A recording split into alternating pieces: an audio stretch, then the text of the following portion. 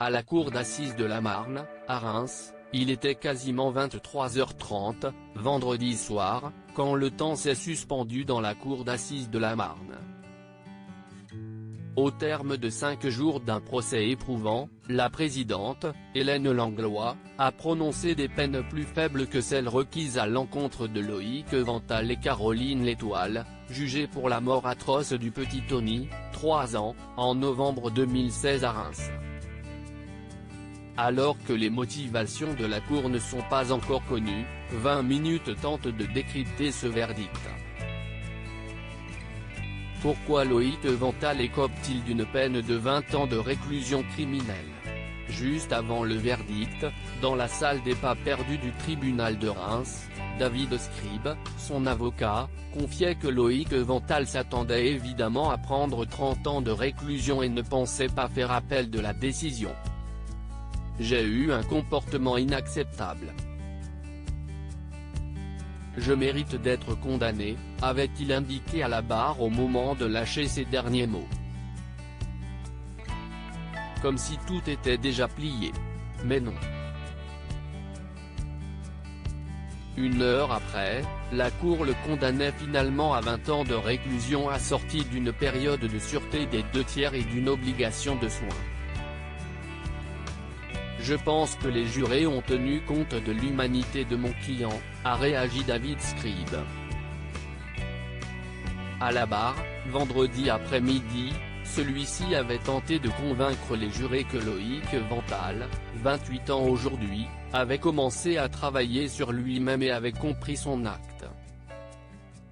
De fait, agressif et vindicatif il y a un an lors d'un premier procès renvoyé en janvier 2020 en raison de la grève des avocats, Loïc Vental a passé cette semaine d'audience sans faire le moindre esclandre comme si quelque chose en lui avait changé. La Cour a sans doute voulu lui donner une raison de réfléchir à tout ça. Cela prendra du temps. Des années sans doute, a poursuivi son avocat. Caroline L'Étoile va-t-elle retourner en prison? À l'énoncé du verdict, elle a évidemment pleuré. Comme tous les jours depuis lundi. Comme toutes les heures, même.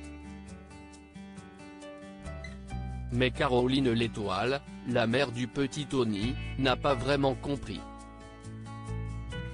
Elle s'est retournée vers nous et a demandé si elle devait prendre son sac pour partir en détention, raconte Pauline Coyac, l'une de ses 2 avocates.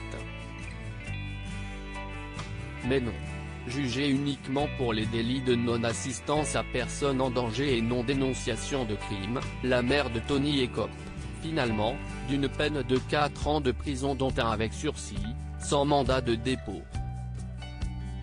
En dessous donc des réquisitions du procureur qui avait réclamé la peine maximale de 5 ans de prison dans la matinée. La jeune femme, âgée de 19 ans au moment des faits, n'a purgé que 4 mois de détention provisoire. Sa peine n'est donc pas totalement aménageable. Et logiquement, elle devrait retourner en détention peut-être pour 1 an, regrette Pauline Coyac. C'est incompréhensible parce que notre cliente est insérée. Elle a un CDI, un toit. Dans les prochaines semaines, la jeune femme devrait donc rencontrer un juge d'application des peines qui déterminera la suite des événements pour elle. En attendant, elle a quitté le palais de justice et elle est rentrée chez sa mère, à pied, à 40 minutes de marche avec ses nombreux frères et sœurs qui sont venus la soutenir lors du verdict alors qu'ils avaient séché tous les débats depuis lundi.